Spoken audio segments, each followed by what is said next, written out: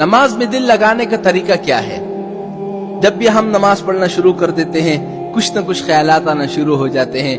کوئی مری میں گم رہا ہے، کوئی ناران کاغان جا رہا ہے، کسی کے ذہن میں خیالات آنا شروع ہو جاتے ہیں، کسی کو کوئی بات آنا شروع ہو جاتی ہے. لوگ پریشان ہو جاتے ہیں کہ بھئی ہم نماز کے اندر دل کیسے لگائیں. بھئی کوئی مشکل مسئلہ نہیں ہے، کوئی آسان سا حل ہے. حل یہ ہے کہ میں آپ کو 5 طریقے بتاؤں گا. ان 5 طریقوں میں سے کسی ایک طریقے پر بھی اگر آپ عمل کر لو تو آپ کا نماز کے اندر دل لگنا شروع ہو جائے گا. وہ 5 طریقے کون سے ہیں؟ بڑے آسان ہیں. ان 5 طریقوں میں سے کوئی ایک طریقہ اختیار کر لو. پہلا طریقہ یہ ہے کہ جب آپ نیت کر لیں نا نماز کی، نماز پڑھنا شروع کر دیں، تو آپ اپنے ذہن میں یہ تصور لائیں کہ مجھے اللہ دیکھ رہا ہے کہ میں کس طرح نماز پڑھ رہا ہوں، کس طرح تلاوت کر رہا ہوں، کس طرح قیام کر رہا ہوں، کس طرح رکوع کر رہا ہوں، کس طرح سجدہ کر رہا ہوں. یعنی ہر رکن میں یہ خیال دل میں جمائے رکھیں کہ اللہ مجھے دیکھ رہا ہے. جب اس بات پر آپ نا 1-2 ہفتے پر عمل کرو گے، مشق کرو گے نا بار بار، تو انشاءاللہ نماز کے اندر آپ کا دل لگنا شروع ہو جائے گا، پھر خیالات نہیں آئیں گے. پہلا طریقہ ہو گیا. اچھا، دوسرا طریقہ کیا ہے کہ نماز کے اندر جو تلاوت اور اذکار اور تسبیح ہوتی ہے نا، سب عربی میں ہے. ہاں، پوری نماز عربی میں ہے، لیکن ان کا جو اردو ترجمہ ہے نا، اس کی طرف آپ غور رکھیں. جو پڑھے لکھے لوگ ہیں وہ تو یہ کر سکتے ہیں. الحمدللہ رب العالمین، تمام تعریفیں اس اللہ کے لیے ہیں جو 2 جہاں کا رب ہے. الرحمن الرحیم، جو رحمان الرحیم ہے. مالک یوم الدین، جو تمام جہانوں کا مالک ہے.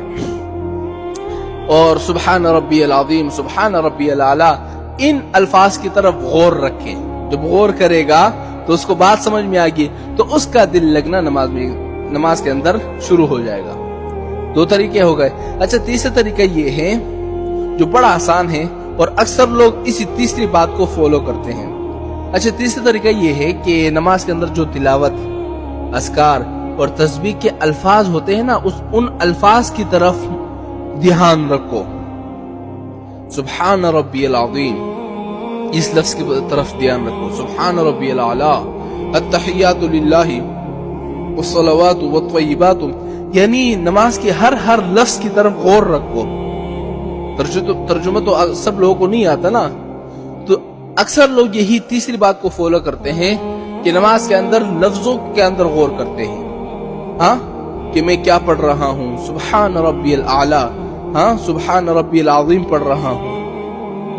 اچھا، تو چوتھا طریقہ کیا ہے کہ ذہن میں یہ تصور باندھے کہ میں بیت اللہ کو دیکھ رہا ہوں، بیت اللہ میرے سامنے ہے، کعبہ شریف میرے سامنے ہے.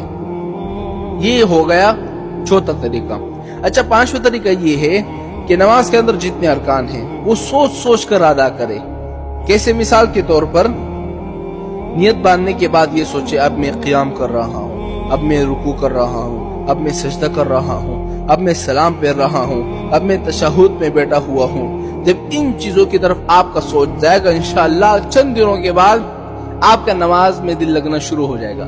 اور میری ایک بات یاد رکھنا، یہ 1-2 دن میں آپ کا کام نہیں ہوگا، 3-4 دن میں نہیں ہوگا، بلکہ مشق کرنے سے آئے گا.